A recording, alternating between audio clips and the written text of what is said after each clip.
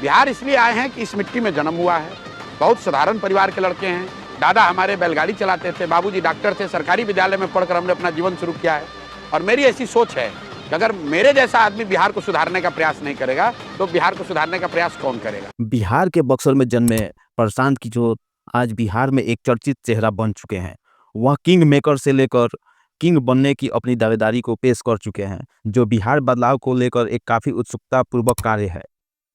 एक समय पर प्रशांत किशोर प्रधानमंत्री मोदी को सीएम बनाने तथा प्रधानमंत्री बनाने से लेकर ममता बनर्जी, अरविंद केजरीवाल, नीतीश तथा अन्य कई लोगों को सीएम बनाने में अपनी मुख्य भूमिका निभा चुके हैं। राहुल गांधी, ममता बनर्जी, नीतीश कुमार और अरविंद केजरीवाल, इन सभी ने चुनाव जीतने के लिए प्रशांत किशोर से मदद ली है और इसीलिए कई लोग उन्हें किंग मेकर भी कहते हैं। लेकिन उनका बिहार में अपना पार्टी बनाना, खुद मैदान में उतरना काफी दिलचस्प है।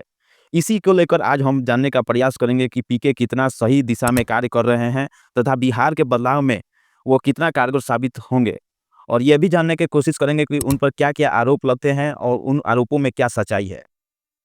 जैसा कि आप जानते हैं कि बिहार की राजनीति जातिगत राजनीति का कहा जाता है, जहां पर जाति के आधार पर राजनीति शुरू से होते आ रहा है, जिसमें सबसे पहले भूरा बाल की राजनीति, जिसमें भूमिहार, राजपूत, ब्राह्मण और लाला आते हैं। उसके बाद MY समीकरण आया, जिसमें मुसलमान और यादवों ने समीकरण बनाकर राजनीति किया। उसके बाद अगड़ी जाति की राजनीति और पिछड़ी जाति की राजनीति हुई और कुछ समय के बाद अब विकास की राजनीति की ओर बढ़ रहा है। इसी में प्रशांत किशोर ने जातिगत राजनीति के बजाय विकास एवं बदलाव की राजनीति को चुना है, जो काफी अच्छी बात है। दूसरी बात करें तो आप जानते ही हैं कि बिहार में एक विजनरी नेता का अभाव है। यहाँ पर कम पढ़े लिखे, भ्रष्टाचारी और आरोपी कई प्रकार के ऐसे नेताएं हैं जो पुराने ख्यालात के हैं, जो सत्ता में बने हुए हैं। वहीं प्रशांत किशोर WHO जैसे अंतर्राष्ट्रीय स्तर पर तथा राष्ट्रीय स्तर पर कई बड़े काम कर चुके हैं और शिक्षा के जगत में भी उसने कुछ प्रसिद्धि हासिल की है। वर्तमान विश्व का अच्छा समझ रखने वाले प्रशांत किशोर के पास एक अच्छा विजन है, जो बिहार के विकास के लिए अच्छा है। इसके अलावा बात करें तो इन्हीं सब मुद्दों को लेकर उन्होंने जातिगत राजनीति को छोड़कर चुनावी मुद्दा अपने युवाओं के रोजगार, बिहार में शिक्षा तथा बिहार में उद्योग का विस्तार करने के लिए और पलायन रोकने के लिए अपनी चुनावी मुद्दा को बनाया है। इसके लिए प्रशांत किशोर हर गाँव में घूमकर युवाओं, महिलाओं, किसानों को जोड़ा, जिससे गांधी जी के द्वारा किए गए कार्यों से इनकी तुलना की जाती है, जिससे काफ़ी युवाओं ने जोड़ा, महिलाएं इनसे जुड़ी और इनके जन सुराग के पार्टी बनने में काफ़ी बड़ी भूमिका युवाओं की भी रही है।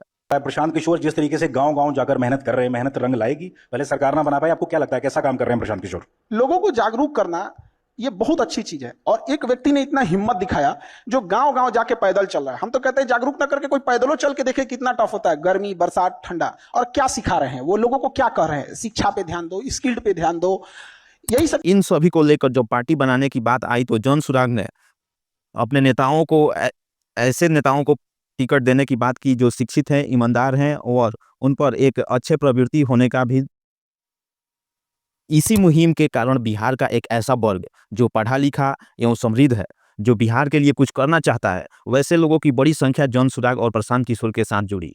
और सबसे अच्छी बात यह कहा जाए कि प्रशांत किशोर ने पहली बार खुलकर मुसलमानों के बारे में बोला तथा मुसलमानों को ये बताने और सही दिशा दिखाने में उनकी मुख्य भूमिका रही कि मुसलमान हमेशा से एक वोट बैंक बनकर रह गए हैं, जो सिर्फ वोट डालते हैं और उनके वोट से लोग सरकार चलाते हैं और अंततः मुसलमान एक बेरोजगारी झेलते रह जाता है। बिहार में ये दलितों के बाद सबसे ज्यादा गरीब और बदहाल है, लेकिन ये लोग कह रहा है कि जिए चाहे मर जाए, भाजपा को वोट नहीं देंगे। तो भाई बिहार में बचा कौन मुसलमान के लिए? बिहार में तो 2 दल है, एगो मोदी जी का भाजपा। ये तो रही प्रशांत किशोर की अच्छी बातें, और अब हम जानेंगे कि आखिर प्रशांत किशोर पर कौन कौन से आरोप लगते हैं, उनकी क्या सच्चाई है। तो सबसे बड़ा आरोप की बात करें तो ये है कि सभी प्रश्न ये उठाते हैं कि आखिर उनके पास इतना पैसा कहाँ से आया। उनके पिताजी एक सामान्य डॉक्टर थे, उनके दादाजी बैलगाड़ी चलाते थे, ये कहीं कहीं जॉब करते थे, लेकिन करोड़ों में उनके पास आखिर इतना पैसा कहाँ से आया? क्योंकि उनके पास भारी संख्या में गाड़ी है, टेंट है, उतने लोगों को खाना की व्यवस्था ये करते हैं तथा एक प्रॉपर मीडिया टीम को ये रखते हैं और उनको सैलरी प्रोवाइड करते हैं। तो इन सभी में करोड़ों का खर्चा है और एक सामान्य आदमी के लिए इतना खर्च को जुटा पाना काफ़ी मुश्किल है। तो इस पर प्रशांत किशोर भी जवाब देते हैं। इतना पैसा ला कहाँ से रहे हैं प्रशांत? देखिए, प्रशांत किशोर MLA नहीं है, MP नहीं है, अफसर नहीं है, ठेकेदार नहीं है, शराब बालू जमीन के माफिया नहीं है, प्रशांत किशोर किसी बड़े बाप के लड़के नहीं है तो पैसा कहाँ और से ला किसी रहे हैं? राजनीतिक दल से जुड़े नहीं है। फिर कहाँ से पैसा आ रहा है? पैसा प्रशांत किशोर को सरस्वती से आ रहा है। हम लोग सरस्वती के उपासक हैं, अपना दिमाग का खाते हैं। किसी डॉक्टर को पैसा कहाँ से आता है? वकील को पैसा कहाँ से आता है? वो जो काम करते हैं, जो उन सेवाओं से लोग प्रभावित हैं, जिनको फायदा होता है, वो लोग पैसा देते हैं। तो पिछले 10 साल में जो काम भी मैंने किया जी। और जितने लोगों की मदद की, हाँ। जिन लोगों का भी भरोसा है कि इस व्यक्ति में कुछ क्षमता है, ये आदमी कुछ कर सकता है, हाँ। पैसा वो लोग दे रहे हैं। नहीं। पैसा बिहार की जनता भी अब देना शुरू तो कर दी है। पास इतना पैसा नहीं है, वो किसी ना किसी के पार्टी से फंडिंग हो रहा है। मुझे पता है प्रधान जी के पास इतना पैसा नहीं है। मैं भी फंड करता हूँ, मैं जितने कमाता हूँ उसमें से कुछ पैसा बचा के दे रहा हूँ, एक उम्मीद के साथ कि ताकि मैं बिहार को एक अच्छा भविष्य दे सकूँ। बिहार के एक एक युवा, एक एक बच्चा, एक एक माताओं का विश्वास है प्रशांत जी के अंदर। पहली बार जीवन में पैसा मांग रहे हैं लोगों से, कभी मांगा नहीं किसी से पैसा, मांग रहे हैं कि भाई बिहार में व्यवस्था बनानी है, 2 पैसे। हम लोग का लक्ष्य है कि 2 करोड़ बिहार के लोगों से 100-100 रुपया लिया। लेकिन अभी एक सवाल लाजमी है कि आखिर जिन लोगों से आपने चंदा लिया है, पैसा लिया है, उनको भविष्य में कभी ना कभी आप लौटाइएगा। तो इतने भारी रकम को चुकाने के लिए कहीं ना कहीं आपको बिहार में या कहीं भी आपको भ्रष्टाचार का सहारा लेना पड़ेगा, जो कि अंततः आपको अन्य नेताओं के साथ समकक्ष बैठा देगा, जो कि एक काफ़ी बुरी बात होगी।